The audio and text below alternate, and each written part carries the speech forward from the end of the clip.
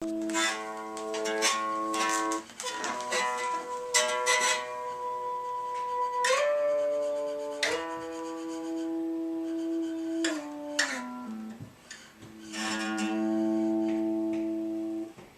folks, I'm here to give you a review of the Soundstone.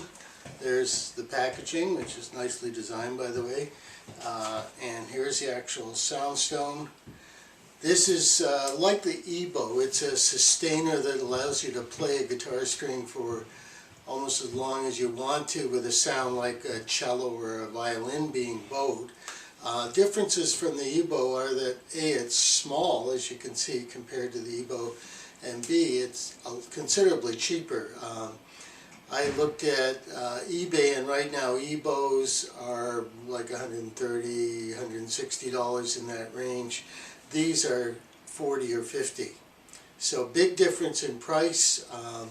I'm not the best guitarist or musician in the world or on YouTube, so I'm not going to try to impress you with all the wonderful things I can do with it. But since there are a couple of good videos on YouTube showing people making some really nice music with this, I thought I'd give you more of a review. What's good about it, what isn't. So you heard it on the acoustic. It is possible to play an acoustic guitar with this, and depending on the volume, you know, you get from the acoustic, and it's got to have steel strings obviously because this works with magnets, you can actually get a reasonable amount of tone from it. This is a Japanese guitar called a Yuri. It's a copy of a Martin Dreadnought, and it's almost 50 years old now.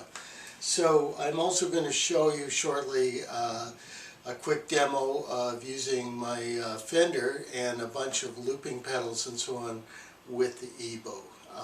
No, not with the EBow, with the Soundstone. Excuse my confusion. So what's good about it? Well, as I said, low price, small size. With a little practice, it works pretty well. It's easy to use.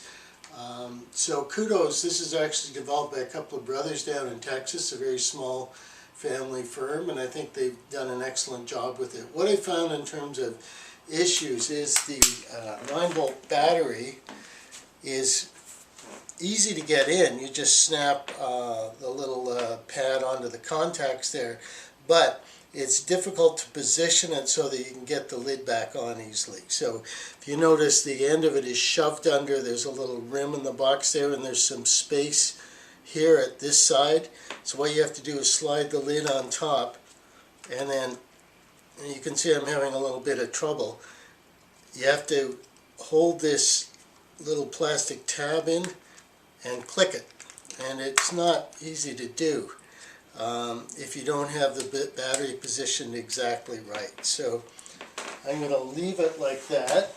The other thing I would mention as a possible drawback is, given its small size and the fact that it's all black, it's easy enough to find at home, but if you're actually going to play it live, like on a stage with all the junk that's up there, you may have trouble finding it. I'd suggest putting some reflective tape on it or something like that, because in the tangle of effect boxes and cords and amplifiers and mic stands, you could easily lose track of this, and you don't want to, because it really is a fun instrument. So here we go with the Fender, and like the EBow, you can only play one string at a time, and so that means you're pretty much restricted to the 4 strings in the middle, because as I said, it's got tracks here. So for example, if you want to play a melody on the E string, the A string, pardon me, you put one of these tracks on the E string, the other on the D, and then the pickups actually run over the A string, so like this, right? So now I'm going to play on the A string.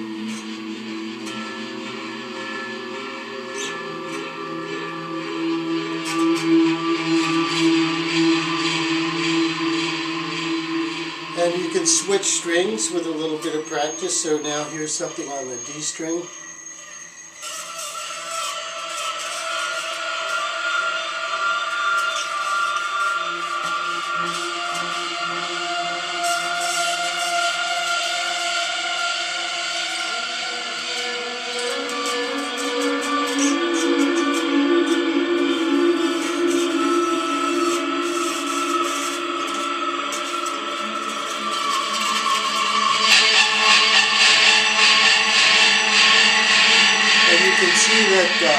where you position it relative to the pickups has quite an influence on the sound. You'll get some very loud, scratchy or squeaky sounds if you're right over the pickup. So best place is either in between them, like this, or above them, like that.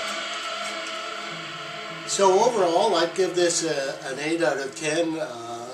Great marks for price, ease of use, good design. If there is a version 2 of this, I would definitely think about the lid and maybe have one that just slides on rather than this fit the little tabs in and then try to get the lid down, which as you see can be somewhat frustrating. So if you want to hear people doing better music with it, look on YouTube for Soundstone demonstrations. There's at least a couple of good ones. And thanks for listening. My name is John.